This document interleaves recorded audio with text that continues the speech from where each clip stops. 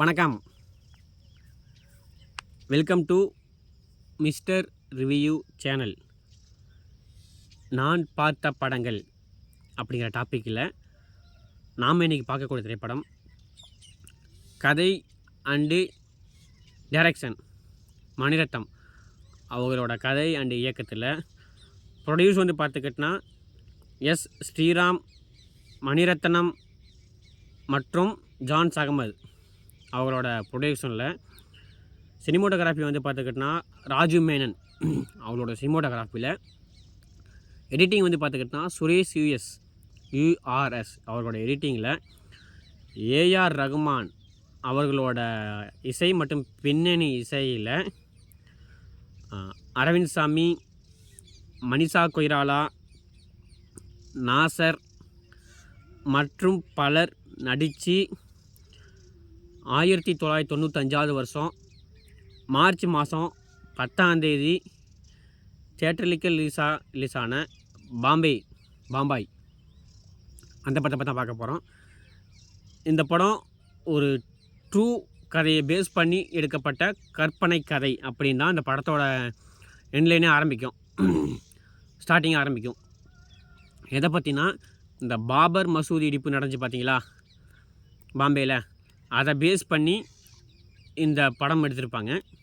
கிளைமேக்ஸில் பார்த்துக்கிட்டனா கிளைமேக்ஸ் அதாவது ஒரு படம் முடியதுக்கு ஒரு 3/4 மணி நேரத்துக்கு முன்னாடி பார்த்தீங்கன்னா அந்த சீன் ஆரம்பிக்கும். அதிலேருந்து வரக்கூடிய சீன்லாம் பார்த்தீங்கன்னா ரொம்ப எமோஷனல் எடுத்திருப்பா அப்படி மணிரத்னம் சார். ஃபஸ்ட்டு படத்தோட கதை என்னென்னா, இந்துக்கும் முஸ்லீமும், இந்து பையனாக நம்ம மணிரத்னம் சார் இருக்கா, அப்படி முஸ்லீம் பொண்ணாக பார்த்துக்கிட்டனா நம்ம மனிஷா கொய்ராலா இருக்காங்க.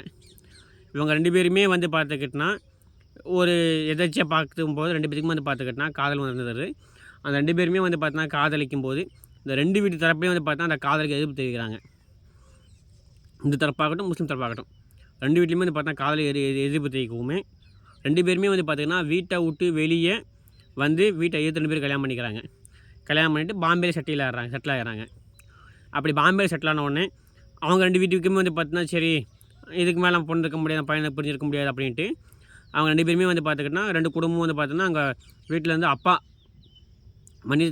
ஒரு அரவிந்த் சாமியோட அப்பாவாகட்டும் மனிஷா கொய்ராலா அப்பாவாகட்டும் சரி ஓகே நம்ம பொண்ணு தானே நம்ம அப்பா தானே அப்படின்ட்டு 2 பேருமே பார்த்தீங்கன்னா சமாதானம் பண்ணலாம் அப்படின்ட்டு அவங்க பாம்பேக்கு தேடி வந்தாங்க. அப்படி பாம்பேக்கு தேடி வந்த உடனே அங்கே பார்த்துக்கிட்டனா இந்த முஸ்லீமோட அந்த பாபர் மசூதி இடிப்பு சம்பவம் நடக்குது. அந்த சம்பவத்துக்கு அப்புறம் அங்கே என்ன நடந்துச்சு ஏது நடந்துச்சு அப்படிங்கிறத அந்த மீதி படத்தோட கதை. அதுபோக இந்த 2 பிரிஞ்ச குடும்பமும் சேர்ந்தாங்களா இல்லையா, அந்த பாபர் மசூதி இடிப்பில் கலவரத்தில் இவங்களுக்கு 2 ஆண் குழந்தைங்க இருக்குது. அந்த 2 ஆண் குழந்தைங்க தொலைஞ்சு போயிடுறாங்க. அந்த ஆண் குழந்தைங்களோட நிலைமை என்னாச்சு, கடைசியில் கிடச்சாங்களா இல்லையா அப்படிங்கிறத அந்த படத்தோட மீதி கதை. படம் ஸ்டார்டிங்கிலேருந்து ஒரு அரை மணி நேரம் ஒரு இன்டர்வல் வரைக்குமே பார்த்துக்கிட்டு இந்த படம் பார்த்துக்கிட்டனா முழுக்க பார்த்துக்கிட்டனா லவ் பேஸ் பண்ணி மணிரத்னம் சாரிக்கே உண்டான ஒரு டச் இருக்கும் பார்த்தீங்களா. அந்த மெதுவாக பேசுகிறது, அந்த சீன் வைக்கிற இதெல்லாம் பார்த்துக்கிட்டனா அவருக்குன்னே உண்டான ஒரு இதோடய இருக்கும்.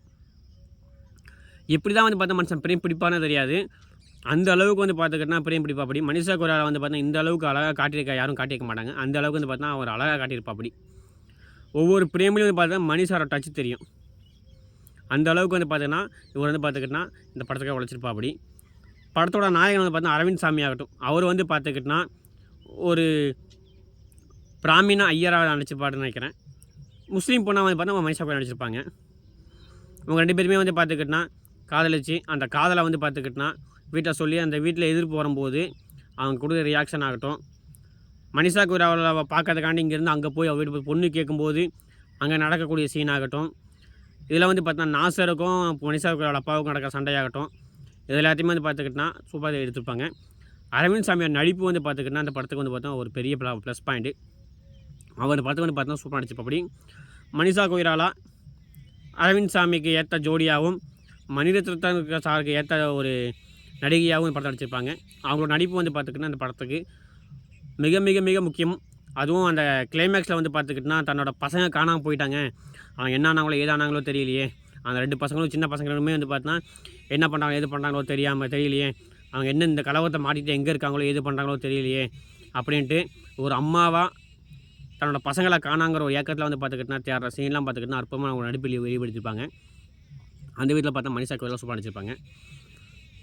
அதுபோக இந்த படத்தில் வர நம்ம நாசர் வந்து பார்த்துக்கிட்டா ஒரு கண்டிப்பான அப்பாவாக சூப்பராக நடிச்சிருப்பா. அப்படி எல்லாத்துக்கும் மேலே இந்த படத்துக்கு மிகப்பெரிய ஒரு ப்ளஸ் பாயிண்ட்டு, இந்த படத்தோட மிகப்பெரிய ஒரு எல்லாத்துக்குமே தெரிஞ்ச நாயகன்னா நம்ம ஏஆர் ரஹ்மான் தான். அந்த காலத்தை வந்து பார்த்துக்கிட்டா இசைப்புயல் ஏஆர் ரஹ்மானுக்கும் இளையராஜாவுக்கும் தான் வந்து மிகப்பெரிய போட்டி இருந்துச்சு. அப்படி இருந்துமே இவருக்கு வந்து பார்த்தா மணிரத்னம் சார் கூட இது 2வது படம் 3வது படமும். ஃபஸ்ட்டு படமே நேஷனல் அவார்டு. அதுக்கடுத்த மறுபடியும் வந்து பார்த்துக்கிட்டா நம்ம மணிரத்னம் சார் வந்து பார்த்துக்கிட்டா தேடி பிடிச்சி வரையும் வந்து பார்த்து அந்த படத்துக்கு போட்டுப்போம். அப்படி மனுஷன் பாட்டில் வந்து பார்த்துக்கிட்டா படத்தில் எல்லா பாட்டுமே ஹிட்டு. இன்றைக்கி வரைக்குமே வந்து பார்த்தா அந்த படத்தில் வரக்கூடிய எல்லா பாட்டுமே ஹிட்டு. எல்லா பாட்டுமே வந்து பார்த்தா அந்த கண்ணாளி சாங்கெல்லாம் பார்த்துக்கிட்டா இப்போ வரைக்கும் பார்த்துக்கிட்டா ஏகப்பட்ட பேர் கேட்டுக்கிட்டு இருக்க சாங்கு. அது போக வந்து பார்த்தா அந்த பூவுக்கான பூவு, குச்சி குச்சி ராக்கம்மா சாங்கு, இந்த பாட்டு எல்லா பாட்டுமே வந்து பார்த்துக்கிட்டா படத்தில் ஒரு மிகப்பெரிய ஹிட்டு. எல்லா பாட்டுமே வந்து பார்த்தா கேட்கும்படியாகவும் இருக்கும், வசிக்கும்படியாகவும் இருக்கும்.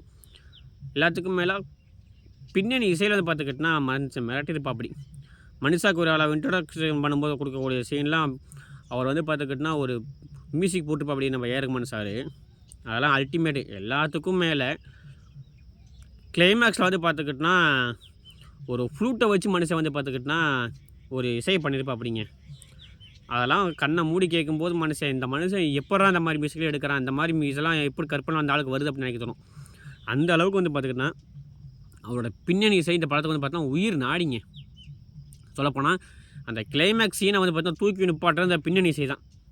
அந்த அளவுக்கு வந்து பார்த்தா அந்த பின்னணி இசையில் ஒரு ஈரம் இருக்கும், ஒரு உயிர் நாடி இருக்கும். அதுபோக அந்த 2 பசங்க வருவாங்க பார்த்தீங்களா, மனிஷா கொய்ராலாவுக்கு வந்து பார்த்தா 2 குழந்தைங்க வருவாங்க. அந்த 2 குழந்தைகளும் அந்த பாம்பே கலவரத்தில் வந்து பார்த்து தொலைஞ்சு போயிட்டு அவங்க வந்து பார்த்துக்கிட்டா அவங்க அம்மாவை தேடும்போது தேடி அலையிற சீன்லாம் பார்த்துக்கிட்டா பதற வைக்கும். அவங்க சூப்பராக நடிச்சிருப்பாங்க. 95% 2 குழந்தைகளும் சூப்பராக நடிப்பு வாங்கியிருப்பா. அப்படி நம்ம ஏஆர் மணிரத்னம் சார். அதுபோக வந்து பார்த்துக்கிட்டா அவங்களுக்கு வந்து பார்த்துக்கிட்டா அந்த ஒரு கட்டத்தில் பிரிஞ்ச உடனே 2 பேருமே வந்து பார்த்துக்கிட்டா அவங்க அண்ணனை காணா தம்பி காணா 2 பேருமே தேடிட்டு 2 பேருமே அவங்க 2 பேருமே அந்த கூட்டத்தில் சந்திக்கும் போது அவங்க கொடுக்குற ரியாக்ஷன்லாம் பார்த்துக்கிட்டா சின்ன குழந்தைங்க சின்ன பசங்க இந்த அளவுக்கு நடிச்சிருக்காங்க அப்படின்னு நமக்கு வந்து பார்த்துக்கிட்டா பெருமை பெற்று போதுக்கும். அந்த அளவுக்கு வந்து பார்த்துக்கிட்டா அந்த 2 பசங்களும் வந்து பார்த்தா நடிப்பில் வந்து பார்த்தா மாட்டியிருப்பாங்க. எல்லாத்துக்கும் மேலே இந்த படம் இந்த அளவுக்கு வந்து பார்த்தோன்னா வர்றது காரணம் மணிரத்னம் சார். மணிரத்னத்துக்கும் வந்து பார்த்தா ஒரு பிளேட் இருக்குது, சத்தமாக பேச மாட்டாங்க. ஃபோட்டோ அவரோட படத்தில் வந்து பார்த்தா காதல் அதிகமாக இருக்கும். அது எல்லாத்தையுமே வந்து பார்த்தா அந்த படத்தில் வந்து பார்த்துக்கிட்டா அள்ளி தெளிச்சிட்டு அப்படி.